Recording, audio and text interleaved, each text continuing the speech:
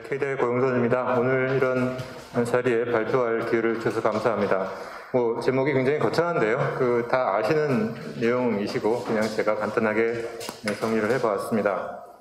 먼저 우리나라 성장 추이를 간단히 이 그림에서 보여주고 있는데요. 시간이 많지 않아서 제가 크게 본질 주제와 직접 관련이 없는 부분은 생략하도록 하겠습니다. 성장이 빨리 되면서 일자리가 굉장히 많이 늘었습니다.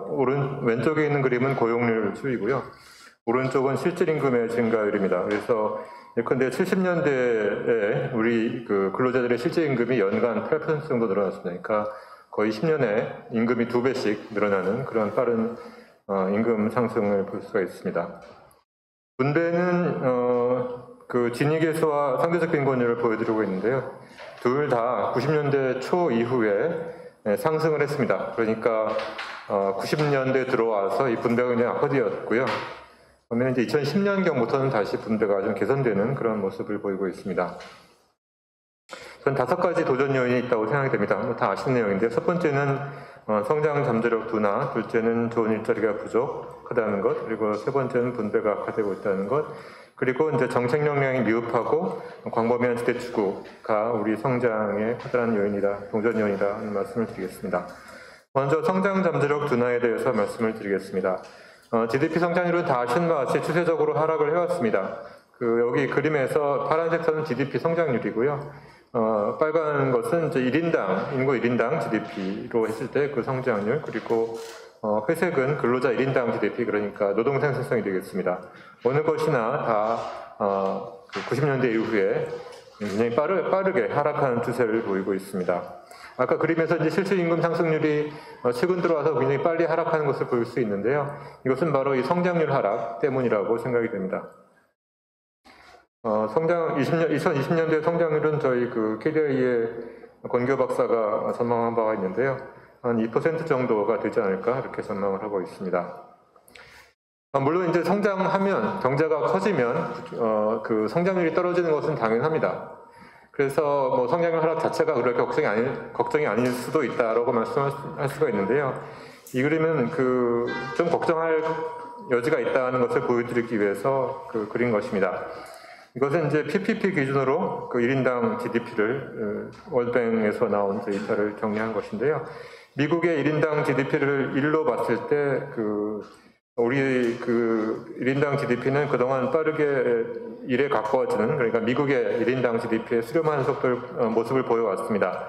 그러다가 2010년경부터 거의 좀 정치하는, 그러니까 미국 1인당 GDP의 70%가 약간 안 되는 수준에서 이 격차가 좀 유지되는 그런 모습을 보이고 있습니다. 이 그림 보시면 일본은 오히려 격차가 확대되었습니다. 그러니까 90년에 버블 붕괴 이후에 일본은 미국 대비 소득이 하락해 왔고요.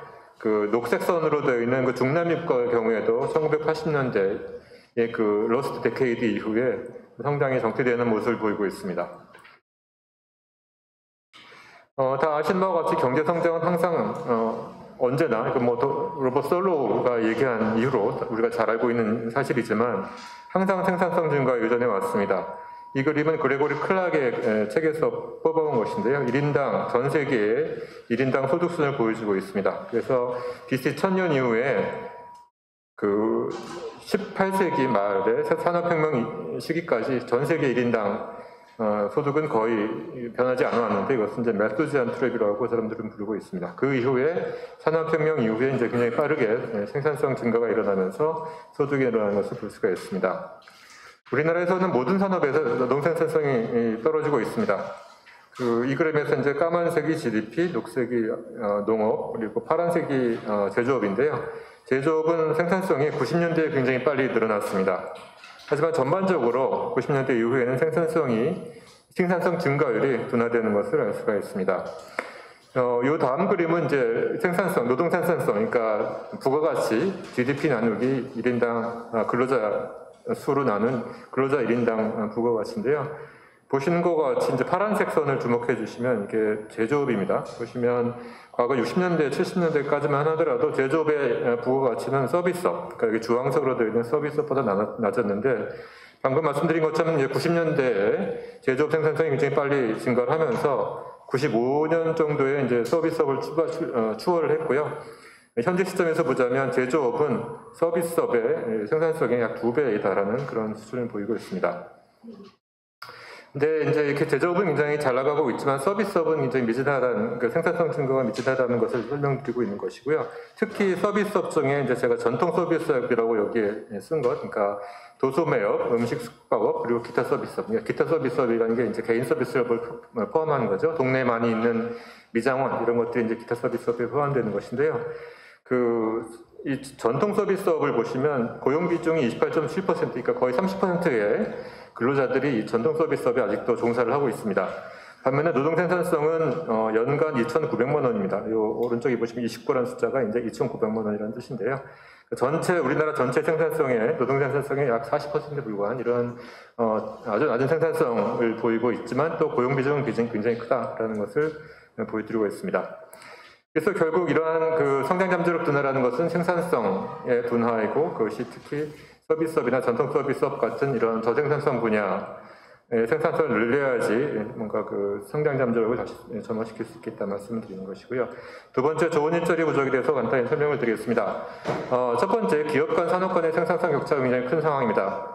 오른쪽에 있는 그림은 제조업 대비 서비스업이고, 그것은 방금 이제 보여드린 그런 내용이고요. 왼쪽에 있는 것은 250인을 기준으로 해서 대기업과 중소기업을 나누었을 때 생산성 격차가 어떻게 되는 것을 보여주는 것인데, 여기 이제 우리나라는 오른쪽 끝에 0.36이라는 숫자, 좀 약간 짙은 파란색 선으로 표시가 되어 있습니다. 그러니까 250인 미만 기업의 노동 생산성은 그 이상 기업의 불과 한 3분의 1 정도에 불과하다는 것입니다. 그러니까 이 정도로 그 대기업과 중소기업 간에 굉장히 그 격차가 크다, 그런 내용이고요. 그것은 저는 볼 때는 이제 뭐 자본이나 기술 같은 이런 투자의 차이라고 생각이 듭니다. 이 그림 보시면, 왼쪽 그림 보시면 이제 전체 기업의 R&D 중에서 250인 이상 기업이 차지하는 비중을 보여주고 있는데요.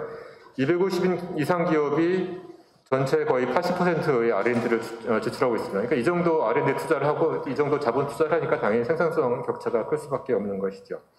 근데 문제는 이런 대규모 사업장의 규모가 굉장히 빨리 줄어들고 있다는 것입니다. 왼쪽 그림은 고용부에 있는 그 자료를 사용해서 그린 것인데요. 이게 이제 임금 근로자 기준입니다. 그래서 보시면 맨 위에 있는 주황색 부분이 500인 이상 사업장에서 근무하고 있는 근로자들의 전체 근로자의 몇 %까지 보여주고 있는데요. 2020년 현재 18%입니다. 그리고 300인 이상을 다 포함하면 23%가 됩니다. 근데 이 비중은 그동안 굉장히 빠른 속도로 줄어들고 있다는 것을 알 수가 있습니다. 오른쪽 그림은 250 이상 기업에서 차지하고 있는 일자리 비중인데요. 우리나라는 27%입니다. 그러니까 전체 근로자 중에 250인 이상에서 일하는 사람들이 한 4분의 1 정도밖에 안 된다는 것입니다. 이것은 굉장히 낮은 비중입니다. 맨 왼쪽에는 Germany, 그러니까 독일 같은 경우에는 60%에 달하나요. 그러니까 우리가 뭐 독일이 중소기업의 천국이라고 알고 있지만 사실은 중소기업이 아니라 중견 이상의 대규모 기업이 독일을 이끌고 있는 기업들이라고 할 수가 있겠습니다. 이 그림은 또 같은 걸 반복하는 건데요. 임금 근로자뿐만 아니라 비임금 근로자까지 포함한 전체 취업자를 기준으로 했을 때도 쉽게 사업장 규모가 늘어나지 않고 있다는 것이고요. 오른쪽 그림은 자영업자 비중입니다. 그래서 X축은 GDP per capita고요. Y축이 전체 근로자 중에 자영업자 비중인데, 이 그림에서 이제 눈에 띄는 가장 큰 특징은 소득이 올라갈수록 자영업자 비중이 굉장히 빨리 줄어든다는 것입니다. 우리나라도 1960년대 초만 하더라도 자영업자 비중이 50%에 달했습니다. 그러니까 대부분 농업 부분에 있는 부분들인데요. 어떻게 보면 경제 성장이라는 것은, 그러니까 1인당 소득이 높아진다는 것은 결국 자영업자가 줄어들고 기업 규모가 커지면서 포멀 섹터에서 일하는 근로자들이 많아진다라는 것과 거의 동호반복이라고 할 수가 있습니다. 그래서 보시면 이제 우리나라도 그런 추세에 따라서 자영업자 비중이 굉장히 줄어들긴 했으나, 현재 다른 우리랑 비슷한 그런 소득 수준에 있는 나라에 비해서는 자영업자 비중이 굉장히 아직도 높다는 것을 이 그림에서 알 수가 있습니다. 다 아신 바와 같이 대기업은 출산 및 육아에도 굉장히 좋은 환경입니다. 다 아시는 것처럼 공기업이나 저희 같은 공기업이나 아니면 대기업에 다니면 출산 휴가나 육아휴직을 쉽게 쓸 수가 있지만, 중소기업, 특히 영세기업에 가면 거의 쓰기가 어려운 상황이에요. 이게 법정 고용주가 반드시 부담해야 되는 부담임에도 불구하고 현실에서는 이게 지켜지지가 않는다는 것을 이 그림에서 알 수가 있습니다. 저는 이것이 우리나라 저출산의 가장 중요한 원인이 아닐까 생각이 듭니다. 오른쪽 고용률을 보여드리고 있는 것인데 30에서 54세의 고용률을 보시면 남성 고용률은 사실 OECD 평균에 비해서 높은 편입니다. 근데 여성 고용률이 유난히 우리나라가 다른 OECD 국가에서 비해서 낮은 것이고, 저는 그것의 근본적인 원인은 우리 일자리 자체가 좋은 일자리가 많지 않기 때문에 여성들에게 충분한 육아와 그런 머터너티에 대한 케어를 해줄 수 있는 그런 환경이 안 되기 때문에 저는 출산율이 낮은 것이고 결국 고용률도 낮은 것이다 라는 그런 생각이 들었습니다. 분배역학에 대해서는 뭐 다 아시는 내용인데요. 다 아시는 것처럼 우리나라 빈곤은 주로 노인층에 집중되어 있습니다. 이 상대 비교를 보시면 사실 근로연령층의 상대 빈곤율은 그렇게 사실 뭐 심각하다고 할 수가 없는데, 이 노인 계층의 빈곤이 굉장히 많다는 것이고요. 그 원인은 저는 일단 노인들, 그러니까 나이 연세 많으신 분들의 학력 자체가 굉장히 낮다는 것이 하나의 원인이고, 두 번째는 아시는 것처럼 우리나라 아직 연금이 충분히 발달하지 못한 것이 원인이라고 생각이 됩니다.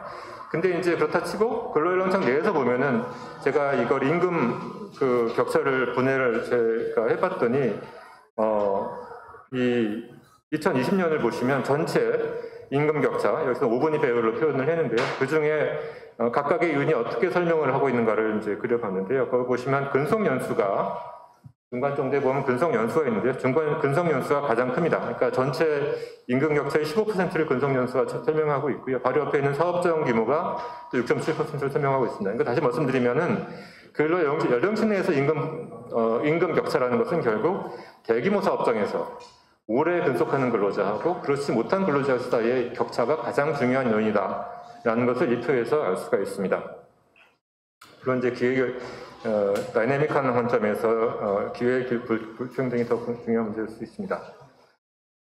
네 번째로 정책 영향에 대해서 말씀을 드리겠습니다. 다 아시는 바와 같이 정부의 역할은 경제학에서 우리가 많이 얘기하는 이런 사회자산권 보호나 실장 실패 보완 이런 것들이 정부의 역할이고, 그것들은 그런 목적을 달성하기 위해서, 그런 역할을 수행하기 위해서 굉장히 다양한 수단을 동원을 할 수가 있습니다. 제가 보건데 우리나라에서는 이런 정책이 제대로 입안되고 실행되고 효과를 거두는 경우가 그렇게 많지는 않은 것 같습니다. 이 정책 실패 어떤 사이클이라고 저는 생각이 되는데요. 악순환이라고 생각이 되는데요. 먼저 이렇게 정책이 입안되는 과정을 보면 제가 볼 때 한 5가지 정도의 단계가 있는 것 같습니다. 첫 번째는 사회적 문제가 인지가 되고, 인지가 되면 국민들이 정부에게 문제 해결을 요구를 합니다. 근데 이 과정에서 흔히 국민들이 정부 역할이 무엇인지에 대해서 잘 모르고 그냥 요구할 수도 있고, 정부가 무조건 다 해줄 수 있다는 정부 능력에 대한 과신으로 요구하는 경우도 있고요. 더 큰 문제는 학계나 언론이나 국회에서 이런 것들을 한번 걸러줘야 되는데 걸러주진 않고 오히려 정치권에서는 이걸 증폭시켜서 정부에게 문제 해결을 요구하는 경우도 많습니다. 그러다 보니까 정부는 아주 성급하게 대책을 수립을 합니다. 있는 정책, 기존 정책에 또 덧칠을 해서 온갖 것들을 다 나열을 해서 정책을 하고 충분한 검토나 어떤 분석 없이, 그리고 성과지표도 없이 정책을 추진합니다. 그러면 당연히 네 번째 단계에서 보시면 성과가 없을 수밖에 없는 것이고, 국가 자원만 낭비하는 것이고, 문제 해결이 안 됐으니까 또 국민들이 이제 또 문제 해결을 정부한테 요구하는 이런 사이클이 저는 반복되고 있다고 생각합니다. 근데 제가 여기서 빠진 것이 아까 조경탁 교수님 말씀을 듣고 보니까 생각난 것이었는데요. 가장 중요한 문제 중에 하나는 정부가 이렇게 겉으로만 수박 겉핥기식으로 문제를 해결하고만 할 뿐이지 그 근본에 있는 가장 근본적인 문제들에 대해서는 흔히 간과를 하거나 보지 않고 그냥 한다. 아까 말씀하신 것이 이제 전력요금, 환경 문제는 결국 요금 체계로 해야 근본적인 해결이 될 텐데 그것 없이 그냥 이거를 국민들한테 알려지지도 않고 이건 정치적으로 굉장히 어려운 문제니까 그냥 눈 감고 더 넘어가고 온갖 또 이렇게 재정, 세제, 온갖 것들을 다 나열을 해서 하다 보니까 근본적인 문제는 해결이 안 되는 그런 문제가 있는 거죠. 이 문제가 사실은 저출산 문제도 마찬가지고 청년 실업 문제도 마찬가지고 모든 문제가 다 마찬가지로 생각이 됩니다. 근본적이고 정치적으로 해결이 어려운 문제는 회피하고 그냥 뭔가 발표를 잔뜩 한다는 것으로 면피를 하려는 이런 행태가 계속되기 때문에 우리나라에서는 계속적으로 정책이 실패하고 있다고 생각이 됩니다.